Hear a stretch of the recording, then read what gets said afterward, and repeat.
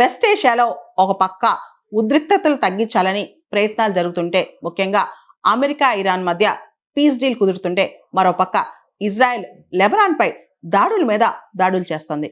మనందరికి తెలుసు, ఇజ్రాయెల్ ఎలా అయినా హెజ్బుల్లాని అంతం చేయాలి, కంప్లీట్ గా ఎలిమినేట్ చేయాలని చెప్పి పట్టుపట్టి కూర్చుందనమాట. ఇజ్రాయెల్ హెజ్బుల్లా యొక్క గొడవలు ఈనాటివి కావు, కానీ వీళ్ళిద్దరి మధ్య ఘర్షణ, అంటే ఇజ్రాయెల్ హెజ్బుల్లా మధ్య ఘర్షణ మళ్ళా పశ్చిమాసియాని అట్టుడికేలా చేస్తుంది. అదేవిధంగా డొనాల్డ్ ట్రంప్ కి తలనొప్పిగా కూడా మారింది. అయితే తాజాగా అమెరికా చెప్పిన కథనం ప్రకారం ఇజ్రాయెల్ హెజ్బుల్లా మధ్య సీజ్ ఫైర్ కుదిరింది.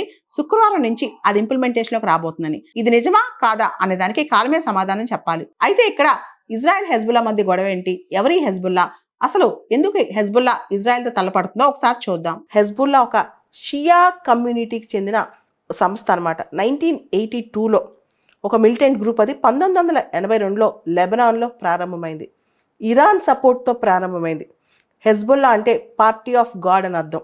సో ఇరాన్ ఆయుధాలు, ఇరాన్ డబ్బులు అన్నీ కూడా హెజ్బుల్లా దగ్గర ఉన్నాయి. లెబనాన్లో హెజ్బుల్లాకి మంచి పట్టుంది. ముఖ్యంగా లెబనాన్లో షియా ముస్లిమ్స్ అందరూ కూడా చాలా వరకు హెజ్బుల్లాకి సపోర్ట్ చేస్తారు. హెజ్బుల్లాని అమెరికాతో సహా అనేక దేశాలు టెర్రరిస్ట్ ఆర్గనైజేషన్గా గుర్తించాయి, బ్యాన్ చేశాయి.